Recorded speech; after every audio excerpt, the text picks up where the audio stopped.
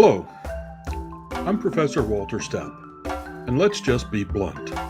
Plagiarism is cheating. Plagiarism is theft. It is dishonest and deceitful. According to the Council of Writing Program Administrators, plagiarism occurs when a writer deliberately uses someone else's language, ideas, or other material without acknowledging its source. Ethical writers make every effort to acknowledge sources fully and appropriately in accordance with the contexts and genres of their writing. Plagiarism does not occur when a student attempts to identify and credit his or her source, but who misuses a specific citation format or incorrectly uses quotation marks or other forms of identifying material taken from other sources. Instead, such a student should be considered to have failed to cite and document sources appropriately.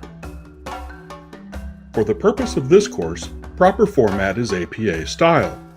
In-text citations are required when using direct quotations, and a reference list is required that contains all sources used to complete the assignment.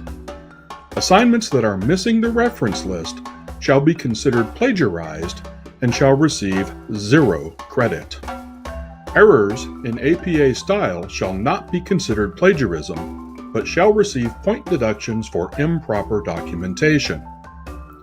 What that means is that plagiarism is easily avoidable. All you must do is make a good faith attempt to credit your source. So why would anyone commit plagiarism?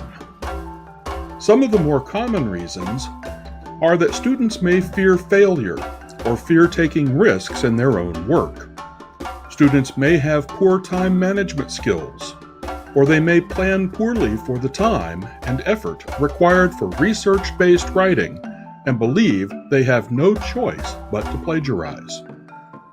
Students may view the course, the assignment, the conventions of academic documentation, or the consequences of cheating as unimportant. Teachers may present students with assignments so generic or unparticularized that students may believe they are justified in looking for canned responses. Instructors and institutions may fail to report cheating when it does occur, or may not enforce appropriate penalties. In this course, I will not assume that you understand plagiarism and cheating, or that you know how to avoid them. That is the purpose of this video, and other videos and materials that I provide for this course. They have been created to help you learn and understand, and you are expected to watch and use these resources beginning the very first week of class. They include a welcome video, a video on how to write a case study, PowerPoint presentations on my grading policy, and a guide to APA-style reference list, as well as a case study template. There are 3 methods of writing commonly used to present the work of others. These are the direct quotation, summaries, and paraphrasing. I will cover these next. We will begin with the direct quote.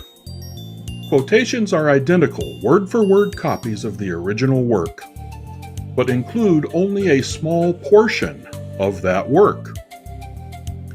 They do not include the entire document. They must be attributed to the original author. I would caution you to use these sparingly. While it is possible to quote the entire answer for an assignment without committing plagiarism if you credit the source, direct quotes do not convey an understanding of the topic or indicate any type of learning. Mostly copied or cut and paste answers are considered inadequate and may even be considered cheating. They receive 0 credit. Use quotations as points of emphasis and explain the material that is being quoted. If you do use quotations, here are some suggested practices from the Purdue OWL. Keep the source author's name in the same sentence as the quote. Mark the quote with quotation marks, or set it off from your text in its own block, per the style guide your paper follows. Use in-text citations. Quote no more material than is necessary. If a short phrase will suffice, don't quote an entire paragraph. One last word about quotations. It is much better to summarize or paraphrase. Summaries highlight the main ideas of a source but do not include word-for-word copies of that source. They are put into the words of the person doing the summarizing. They are always shorter than the original work and provide an overview of material that is lacking in detail. They do not include additional information, analysis, or editorializing that is not part of the original work. They must also be attributed to the original author. Paraphrasing may be the best way to use source material. A paraphrase is an original presentation of information previously expressed by another person. A paraphrase contains more detail than a summary and can be longer or shorter than the original work. Like quotations and summaries, paraphrased material must be attributed to the original author. Successful paraphrasing requires an understanding of the original work and can help demonstrate knowledge and comprehension. In conclusion, plagiarism is the use of words and/or ideas of someone else without providing proper credit to the original author.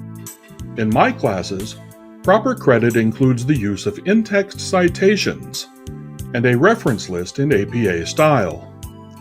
Any student who makes a good faith effort to credit their sources will not be accused of plagiarism, but may lose points due to improper APA style.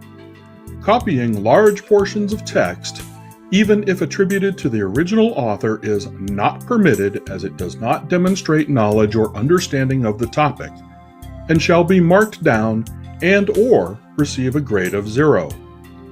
Wise use of direct quotations, summaries, and paraphrasing, in conjunction with attribution of all information to its original sources, is the best way to prevent allegations of plagiarism and/or cheating. Thank you for watching.